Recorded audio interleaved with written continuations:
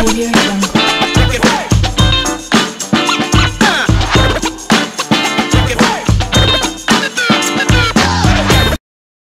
Yo, yo, yo, yo, yo, what's up tout le monde, c'est Lord Vendetta avec vous, on est mardi aujourd'hui, j'espère que tout le monde va bien, j'espère que tout le monde passe un merveilleux mardi matin, mardi après-midi ou n'importe où vous êtes. Je salue tous mes abonnés Twitch, mes abonnés Patreon, mes abonnés YouTube. Aussi, je salue tous mes capitaines, mes administrateurs et je salue l'ours, n'oubliez pas le 8 octobre. Le 8 octobre à 21 h sur Twitch. The Biggie Show, l'épisode 2. Le premier épisode, on a eu 500 personnes. Le deuxième épisode, on va avoir plus que 500 personnes. C'est une garantie. Donc, le premier, vous avez vu, c'était le bordel. Vous êtes resté avec nous pendant 4 heures. Pendant 4 heures qu'on parle. C'était incroyable. Beaucoup d'informations sortant de Biggie. Maintenant, deuxième épisode, d'autres informations. Surtout maintenant, on est le mois d'octobre. Il y a des choses qui se sont passées début de mois d'octobre. Il y a des nouvelles concernant la SEC. On s'approche du règlement, etc., etc., etc. Donc, préparez-vous pour le 8 octobre. Il y aura de la bombe qui va frapper votre tête, là, quoi. Elle va vous hit. Donc, soyez prêts. Mettez votre ceinture. Le 8 octobre, ça sera une très, très, très belle soirée. OK? Donc, sinon, pour le Decent Wallet, si tu comptes acheter du XDC, si tu comptes investir sur XDC, si tu comptes interagir avec la DeFi, mais tu veux toujours protéger tes assets, donc je te conseille le Decent Wallet. Donc, je vais juste le mettre ici, là, parce que je sais pas pourquoi j'oublie toujours de commencer avec. Mais le Decent Wallet, comme tu vois ici sur mon écran, oups, ouais. Le Decent Wallet, donc moi je suis affilié avec Decent Wallet. Et voilà, tu vois mon nom là, il est sur la page, Lord Vendetta XRP. Si tu cliques sur mon lien, tu économises $50. Au lieu de $159, c'est $109. Et c'est un magnifique wallet, un wallet qui est très très sécuritaire. Et comme je t'ai dit, tu peux stocker non seulement XDC et d'autres cryptos, mais tu peux aussi interagir avec la DeFi comme Flare Network, Songbird Network, etc., etc. Ok? Donc, ouais, le lien il est juste en dessous de la vidéo. Cliquez et économisez $50. Ok? Sinon, pour le Discord, le groupe privé, le club des champions VIP. Vous savez, j'ai le club des champions Telegram public. Je suis pas trop dessus parce que le groupe club des champions VIP sur le Discord, il demande beaucoup plus de travail parce qu'il y a beaucoup plus de monde à chaque jour. On est presque à 200 personnes.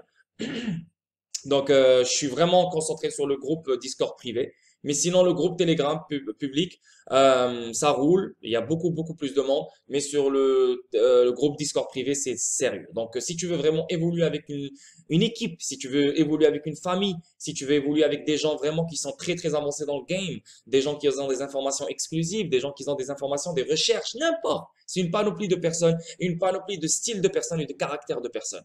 Donc, viens avec nous dans le Discord. Oui, c'est payant, c'est 9 € par mois. Mais mais ces 9 €, crois-moi, tu vas les reprendre avec une seule opportunité que Mr. Biggie va te donner. Tu comprends? Donc, viens, tu vas avoir des recherches, des opportunités court terme et long terme. Et non seulement des recherches sur la crypto, mais tu auras aussi des projets à faire grâce à Maruita pour, je sais pas si tu as des plans d'affaires ou n'importe quoi à ouvrir ou une entreprise à créer ou n'importe. Maruita peut t'aider dans ça. Donc, viens dans le groupe. Ça sera un plaisir de te voir dans le groupe ou de vous voir dans le groupe. Ok, la famille? Donc, on commence sans trop perdre votre temps. J'ai trop parlé, ça fait 3 minutes 17. On commence. XRP, $1,05, une hausse de 2,16%. Le market cap, 49 milliards, une hausse de 2,16%. Le volume dans les mêmes 24 heures, on parle de 2 milliards, une baisse de 7,88%. 88%. Et le circulating supply est toujours 46 milliards, soit 750 millions de XRP en circulation. La crypto, on parle de 12 327. Le market cap, on parle de 2 trilliards, 171 milliards. Et le volume dans les dernières 24 heures, on parle de 106 milliards. Et la BTC Dominance, 43,1%. OK? Bon. Premier truc. Et c'est très magnifique. C'est incroyable. C'est bon. Le mois d'octobre, le moment où il est rentré, t'as juste des news de malades qui sortent. Ben, je parle de l'affaire de Ripple et la SEC. Mais t'as juste on dirait que Ripple elle est devenue encore plus forte. Le mois d'octobre, c'est incroyable, on va le voir ensemble. Procès XRP, l'avocat de ProRipple obtient la permission d'interroger des mouvements individuels. La dernière mise à jour du procès XRP a vu le tribunal accorder le statut d'amici curiae à l'avocat John E. Deaton. Ce gars-là, c'est un héros, j'ai rien à dire. C'est Iron Man de la XRP communauté, qui a exprimé son soutien aux accusés dans le procès. Avec les 6 mouvants qui ont déposé une requête en intervention en tant que défendeurs dans cette action conformément à la règle fédérale de procédure civile 24. Les 6 mouvants sont Jordan Deaton, James Lamont, Tyler Lamont, Mia Lamont, Mitchell McKenna et Christiana Warner. Donc, il va les interroger. Et avec l'aide du statut d'amici curiae, l'avocat John E. Deaton sera autorisé à poser des brèves questions et préoccupations juridiques au nom des personnes physiques. En outre, le tribunal a rejeté la requête en intervention de Mouvant, mais il réaffirme que le statut exclusif d'amici curiae s'avérera bénéfique pour le tribunal lors du briefing sur les requêtes dispositives. Ah, donc voilà, il va parler pour eux. Donc eux, ils vont poser des questions à lui, lui, il va poser les questions, des brèves questions et préoccupations juridiques au nom des personnes physiques, tu vois. Donc c'est lui qui va parler pour eux. Les mouvants, à titre individuel, seront autorisés à agir en tant qu'amici curiae dans cette action. En tant que tel, les mouvants seront autorisés à assister à la Cour en informant les questions juridiques pertinentes à l'affaire. Tel qu'approuvé à l'avance par la Cour considère qu'une telle assistance sera la plus bénéfique lors de la séance d'information sur les requêtes décisives, mais peut exercer son pouvoir discrétionnaire pour demander ou rejeter d'autres demandes, le cas échéant, à déclarer la Cour. Bref, c'est un peu technique. Je ne suis pas un avocat. Je ne peux pas expliquer ce que je viens de lire, mais tout ce que je sais, c'est que John E. Deaton, maintenant, va parler au nom de 6 mouvants et il va poser des brèves questions et préoccupations juridiques au nom des personnes physiques. Donc, John E. Deaton, si vous ne le connaissez pas, encore une fois, c'est le Iron Man de la XRP Community. Pourquoi? Parce qu'il représente 22 000 personnes. 22 000 personnes. Et même la SEC, maintenant, elle demande à la Cour de la protéger pour ne pas répondre à 29 947 demandes d'admission, 5 000 pages. Donc maintenant, la SEC, elle dit à la juge, au tribunal, comme quoi, yo, ça va me coûter énormément d'argent, ça va me prendre beaucoup de temps. Donc là, maintenant, elle veut une protection, la SEC. Mouvant mais compelling arguments. La récente ordonnance du tribunal a suscité des spéculations sur le verdict final gravitant en faveur de l'accusé. Donc Ripple, alors que les intérêts des individuels mouvants et de la communauté XRP sont alignés. La SEC revendique le statut de sécurité pour XRP et allègue la violation de la Securities Act par les défendeurs au lieu de vendre ses actifs numériques. Les mouvants soutiennent le contraire, soutenant la plainte du demandeur, affirmant que si les ventes des XRP sont marquées comme illégales, la liste des coupables s'étend bien au-delà des défendeurs. Donc, s'ils sont illégales, on n'est pas juste, c'est pas juste Brad Garlinghouse et Chris Larson, mais c'est toi, moi, tous les Français, tous les Belges, tous les Marocains, tous les Algériens, tous les Américains, tous les je sais pas quoi, le monde entier, n'importe qui possède du XRP est criminel en ce moment ou bien il a fait une vente illégale. Donc ça fait aucun sens. Si tu veux poursuivre les gens qui ont fait des ventes illégales ou qui ont acheté XRP illégalement, ben tu dois poursuivre la planète entière. Tu vois? Les mouvements individuels affirment que la plainte de la SEC attaque directement les détenteurs de XRP. Donc, n'importe qui, toi, moi, n'importe qui. Par le biais de descriptions erronées de l'utilisation de XRP par les détenteurs de XRP et de la connexion de XRP aux défendeurs. Les mouvements soutiennent que l'affirmation de la SEC selon laquelle la nature même du XRP lui-même en fait une sécurité conduit à la conclusion que tout individu dans le monde qui vend du XRP commettrait une violation de l'article 5. Voilà. Donc, n'importe qui en ce moment, que tu vends des XRP, à chaque jour que tu le fais, ben, tu violes. Tu violes l'article 5. Donc, yeah. Ça fait du sens. John E. Deaton, il a des arguments de malade. Maintenant, ces mouvements-là vont, il va parler pour eux. Et on va voir comment les choses vont se passer. Maintenant, tout ce qu'on est en train de voir, c'est comme si Ripple et l'équipe de Ripple et l'extension de Ripple comme John E. Deaton, comme s'ils ont appuyé sur le champignon là. Allez, on va 6e vitesse. C'est fini, on n'y est plus, on rigole pas. On est le mois d'octobre, on veut un règlement le plus tôt possible. Donc, c'est chaud, c'est chaud, c'est chaud. La juge rejette l'offre de XRP Hodlers de rejoindre la SEC contre l'affaire Ripple en tant que défendeur.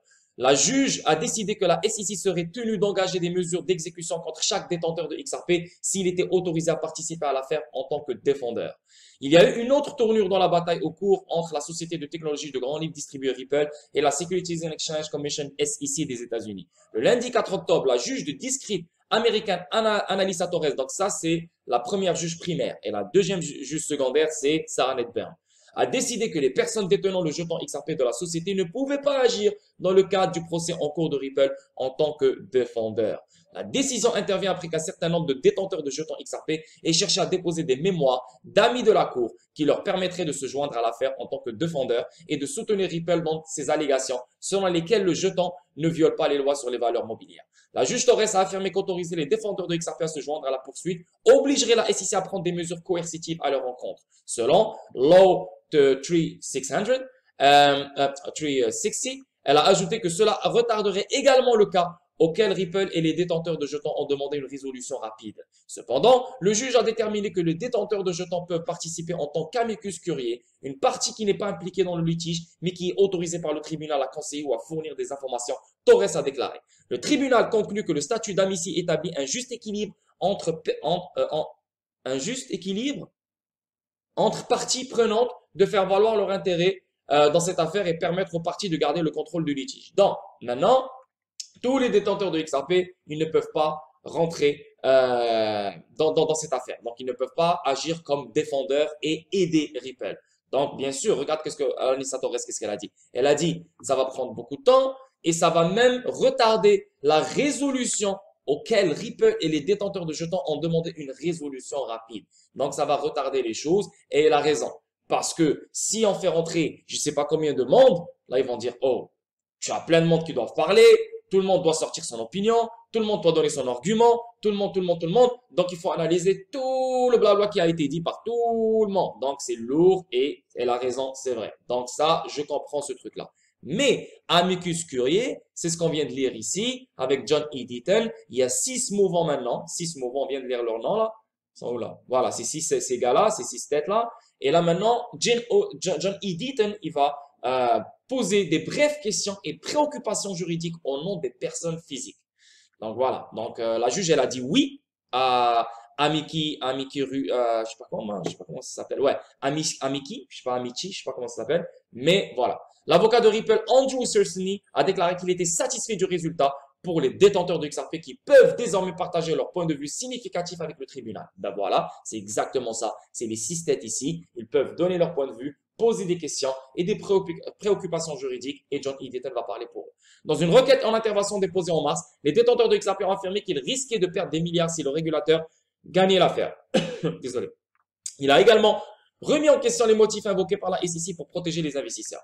Prétendant protéger les investisseurs, la SEC recherche 1,3 milliard de dollars de gains prétendument mal acquis des défendeurs nommés, mais en alléguant que le XRP aujourd'hui peut constituer des titres non enregistrés. La SEC a causé plus de 15 milliards de dollars de pertes aux détenteurs de XRP, indique le dossier. Dans un article de blog en septembre, Deaton a écrit qu'il était injuste qu'Ethereum ait un laissez-passer gratuit réglementaire pour son offre initiale de pièces ICO, alors que Ripple est pénalisé. La circulation du XRP a été étroitement contrôlée par la société basée à San Francisco qui détient toujours environ 55% de l'offre sous séquestre. Oui, elle détient 55%. Elle détient, mais elle ne la contrôle pas.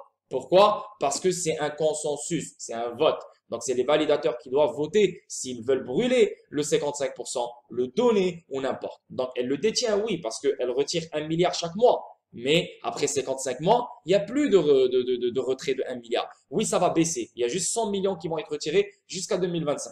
Et là, elle ne contrôle pas le 55%. Il faut bien garder ça en tête. Dans une interview, le 4 octobre, le cofondateur d'Ethereum, Joseph Lubin, a riposté, donc le 4 octobre, juste hier, a riposté se rangeant du côté du régulateur en déclarant qu'il avait des réclamations légitimes contre Ripple. La SEC peut avoir des arguments légitimes dans les affaires qui sont en cours de discussion. Je ne crois pas que la SEC essaie d'étouffer l'innovation. Ben, bien sûr, parce que toi, Joseph Lubin, ton ennemi, c'est Ripple. Tu sais qu'avec les chaînes latérales fédérées, l'XRP Ledger va niquer, va écarter les fesses d'Ethereum. Tu ne peux rien faire, hein, tu le sais. Donc, c'est pour ça que toi, ça t'arrange que la SEC continue à bloquer Ripple. Tu vois? Donc, toi, tu n'en as absolument rien à foutre de l'innovation mondiale ou de l'innovation américaine. Tu n'en as absolument rien à foutre de voir voilà, les choses changer. Toi, tu veux juste le cash. Toi, tu veux juste que ta poche grandisse. That's it. C'est tout ce que tu veux, Joseph Lubin. Donc, tu payes des gens au sein de la SEC. Tu dis du mensonge comme quoi la SEC fait du bon travail. Tu dis que la SEC n'étouffe pas l'innovation. Mais tu sais clairement que le seul pays qui est bloqué, c'est les États-Unis. Tu le sais clairement. Donc, on a un hypocrite ici, on a un sale qui n'a rien à foutre de ce qui se passe. Il veut juste faire du profit, faire du cash. Et en sachant que sa plateforme n'est pas good, en sachant que sa plateforme, elle est en train de changer de protocole, proof of work, proof of stake. Donc, tu as une plateforme qui n'est même pas encore good, qui n'est même pas encore bien calibrée. Et en plus de ça, tu as les gas fees. Donc, les gas fees des particuliers, personne ne peut fucking bien utiliser ta plateforme. Et en plus de ça, vous êtes fiers des gas fees. Comment tu peux être fier des gas fees? Sérieusement. Ça fait aucun sens. Donc, voilà. L'argent qui trône ici. Et Joseph Lubin, c'est un enculé, c'est pas un bon gars, il n'en a rien à foutre des gens. Et c'est pour ça que il pousse Gary Gensler, il pousse la SEC, ou je ne sais pas qui, pour rester contre Ripple et continuer cette affaire. Anyway, bref, ces choses-là commencent à devenir claires et c'est juste une question de temps et on sait qu'est-ce qui se passe.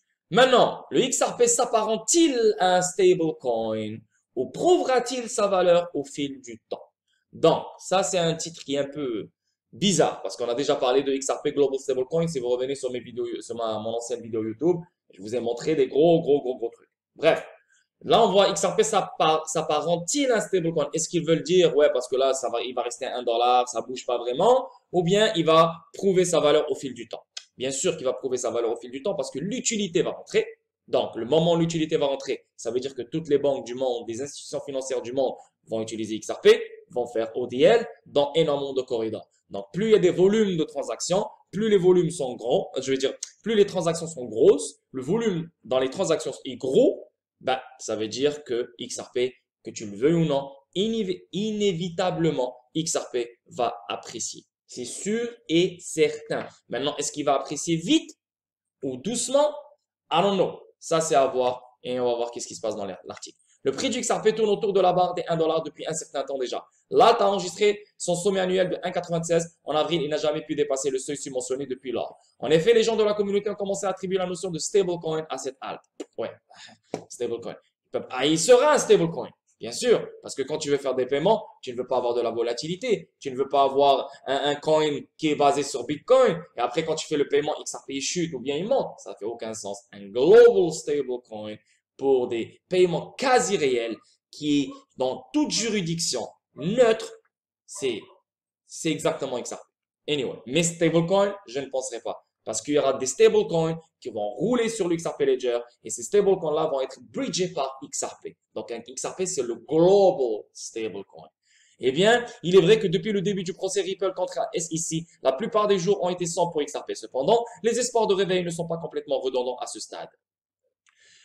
Évaluer les perspectives à long et à court terme. Le ratio de Sharpe de XRP a baissé ces derniers temps. Habituellement, une baisse de cette métrique indique que les holders de jetons ne sont pas récupérés par des rendements adéquats pour le risque qu'ils supportent. À la mi-août, la lecture de cette métrique atteignait 9. Mais la même chose oscille autour de 2 ces derniers temps. Bref, ça c'est un peu technique là, vous n'allez pas comprendre, mais on va voir ici. L'armée XRP et d'autres personnes fidèles de la communauté XRP ont très sincèrement profité de cette situation. En bref, ils ont accumulé et acheté la baisse. La métrique de l'âge moyen des pièces a soutenu le récit sous-mentionné. Cette mesure de l'âge des pièces mesure l'âge moyen de toutes les pièces en circulation. La pente ascendante... Ah non, les gars, je vais pas vous lire tout ça là. Je sais pas pourquoi j'ai mis ça. Je sais pas pourquoi j'ai mis ça. Ouais, c'est parce que ouais, c'est trop technique, vous n'allez pas comprendre.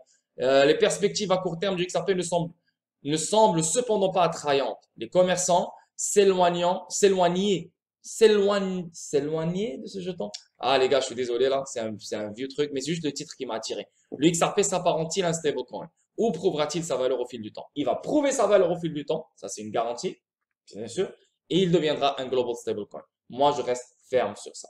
Donc voilà, c'est fini avec XRP Ripple. C'est les seules news qu'il y a aujourd'hui pour XRP Ripple. Maintenant, on va faire une vidéo, bah, pas une vidéo, mais je veux dire, le reste, c'est une culture générale de tout ce qui se passe dans la crypto. Donc, USDC Stablecoin, Issuer Circle coopère avec l'enquête de la SEC. Circle, USDC, donc Circle, c'est elle qui a créé l'USDC. Et l'USDC, c'est le stablecoin mieux que USDT. Donc, Circle, la société à l'origine de l'USDC Stablecoin, coopère pleinement avec l'enquête de la SEC en cours depuis juillet 2021. Circle, la société à l'origine de l'USDT Stablecoin, fait l'objet d'une enquête par la Securities and Exchange Commission des États-Unis depuis juillet 2021, selon les documents réglementaires de la société. En juillet 2021, nous avons reçu une assignation d'enquête de la division de l'application de la SEC, demandant des documents et des informations concernant certains de nos avoirs, programmes, clients et opérations. Désolé. A déclaré la société. Nous compérons pleinement à leur enquête, ajouté Circle. En août, Circle et la SEC se sont affrontés pour une deuxième fois en été avec le stablecoin Backer, acceptant de payer le régulateur plus de 10 millions de dollars après Poloniex, une ancienne filiale de la société fonctionnant comme un échange d'actifs numériques sans les autorisations requises. Donc, Circle détient Poloniex. Donc, Poloniex, elle aussi, elle a reçu un 10 millions de dollars, donc vous devez payer. Mais ce n'est pas le USDC qui est en poursuite ici, c'est le stablecoin Backer. OK? C'est ça. Donc, Decrypt a contacté Circle et la SEC pour commenter l'enquête et nous mettrons à jour cet article si nous recevons une réponse de l'une ou l'autre des parties. Les régulateurs américains envisagent les stablecoins. Ben oui, bien sûr. Et on sait qu'il y a un cadre réglementaire qui aura lieu le 22, en 2022. Je vous ai déjà parlé de ça. Donc, il y a un cadre réglementaire qui va être mis en place et stablecoin et global stablecoin. Donc, voilà, ça c'est juste une nouvelle. On continue, on voit ici Bank of America publie un rapport de recherche sur crypto, NFT et DeFi. Bank of America, le partenaire de Ripple. Donc, Bank of America affirme que le marché de la cryptographie est désormais moins axé sur Bitcoin et c'est trop gros pour être ignoré. Ah, il est moins axé sur Bitcoin. Ça, c'est un bon truc. Il a ajouté que DeFi a le potentiel de fournir des services financiers à plus de 1,7 milliard de personnes non bancarisées dans le monde. L'avenir de l'industrie dépend toutefois du cadre de politique publique des gouvernements. Bank of America publie un rapport de recherche décrivant l'état actuel et futur de l'industrie de la crypto-monnaie, qui détient désormais plus de valeur marchande que le PIB de l'Italie et du Canada. Waouh! Putain! Il s'agit de la première publication d'actifs numériques par la banque depuis la création de son équipe de recherche crypto en juillet. La crypto est trop grande pour être ignorée. Dans le rapport Bank of America, a souligné à quel point le marché de la cryptographie est devenu important. Une industrie avec une valorisation boursière de plus de 2000 milliards de dollars et plus de 200 millions d'utilisateurs mondiaux. C'est trop important pour être ignoré. La banque a également déclaré que l'écosystème crypto est actuellement moins axé sur Bitcoin. Il existe désormais des jetons qui agissent comme des systèmes d'exploitation, des applications décentralisées, des pièces stables, des monnaies numériques de banque centrale CBDCs et des jetons non fongibles NFT. Eh ouais, c'est bon ça. On avance ici, on voit l'investisseur légendaire Bill Miller. Bitcoin est une Ferrari, l'or est un cheval et un buggy. Est-ce que maintenant ça commence, ce genre d'article va commencer à surgir pour faire remonter le cours du Bitcoin vers la fin de l'année? Peut-être, mais là dire que Bitcoin c'est une Ferrari, alors XRP c'est quoi? C'est une fusée, c'est quoi? C'est un missile, comment dire, c'est quoi c'est un avion de chasse? C'est quoi là pour de vrai? Si c'est Bitcoin et Ferrari. Mais non, faut pas dire n'importe quoi. Anyway, lui, il a fait son cash avec Bitcoin, bien sûr. Il a fait des milliards, des millions, je sais pas combien. Maintenant, le fait qu'il dise ça, il veut que les gens continuent à acheter du Bitcoin. C'est normal, c'est ce qu'il veut. C'est ce qu'il veut. Pour dire que Bitcoin est une Ferrari, t'as rien compris dans le game, toi. T'as rien compris, mais t'as absolument rien compris. Si Bitcoin est une Ferrari, XRP est un missile, est un avion de chasse. Là, vraiment, là, beaucoup plus que ça, si tu veux. C'est incroyable. Bill Miller a souligné à quel point l'or obsolète est comparé au Bitcoin. Non, non, non, non, l'or n'est pas obsolète. L'or, ça reste un métaux précieux, un métal précieux. Ça reste de l'or. Tu comprends? Ça reste un store of value. Mieux que le Bitcoin. Bitcoin, c'est un truc d'investissement. Un truc d'investissement. C'est un asset de spéculation seulement. Rien d'autre. Spéculation, rien d'autre. Tu ne peux pas bâtir dessus. Tu ne peux pas créer la DeFi dessus. Tu ne peux rien faire dessus, même pour les paiements. Zéro, que dalle. Comprends? Donc, dire que l'or est obsolète, Bitcoin est obsolète. Hein? Bitcoin comparé à l'or, Bitcoin est obsolète. Tout ce qu'il est, c'est parce qu'il est digital. Il a sa blockchain, il a ci, il a ça, il a ça. Mais il n'a rien. Vous savez déjà c'est quoi mon point de vue sur ça. Anyway. Lors du sommet Forbes, Shook Top Advisor, la légende de l'investissement Bill Miller a pesé sur le récit du remplacement de l'or par Bitcoin. L'ex-Leg Mason CIO a comparé la plus grande crypto-monnaie à une voiture Ferrari, tandis que le métal jaune lui rappelle l'époque du cheval et du buggy. Ah ouais, bon, anyway, dis ce que tu veux. Moi, je m'en fous. Le Parlement du Kosovo prévoit d'approuver la loi sur la crypto-monnaie d'ici la fin de l'année. Donc, le Kosovo aussi rentre dans le game. Le Salvador subventionne le gaz pour les Salvadoriens payant avec Bitcoin. Putain. El Salvador subventionne le prix du carburant pour les acheteurs qui payent Bitcoin. La décision est d'approfondir l'adoption du Bitcoin parmi les Salvadoriens. Le gouvernement salvadorien, en vue de stimuler l'adoption du Bitcoin dans le pays, a subventionné le prix de l'essence pour ceux qui payent en Bitcoin via l'application de portefeuille Chivo soutenue par l'État. Nayib Bukele, le président, a annoncé dans un article sur Twitter que les Salvadoriens payant de l'essence en Bitcoin bénéficieraient d'une réduction de 20 sous. Le galant, lorsqu'ils utiliseraient le portefeuille Chivo pour payer. Bon, Salvador continue à trouver des trucs créatifs pour voilà, garder le Bitcoin. Écoute, c'est bon pour eux, qu'est-ce que tu veux. Anyway, voilà, c'est une vidéo de combien de temps? 24 minutes. Ben, la journée vient de commencer. Je vais voir comment les choses vont se dérouler. S'il y a d'autres news, c'est sûr et certain, je vais larguer une autre vidéo, pas le choix. S'il y a des news sur XDC, Telcoin ou n'importe, je vais larguer les choses. Là, maintenant, je vais passer mon temps sur le Discord privé et je vais, voilà, chercher des news, des connexions, etc. Donc voilà, j'espère que vous allez aimer la vidéo. Et je vous vois pour une autre vidéo statique. N'oubliez pas le 10 toilette. N'oubliez pas de venir nous rejoindre sur le Discord. Tous les liens sont juste en dessous de la vidéo. Et c'est ça. Prenez soin de vous et je vous vois dans une autre vidéo. Bisous, bisous. Bye bye.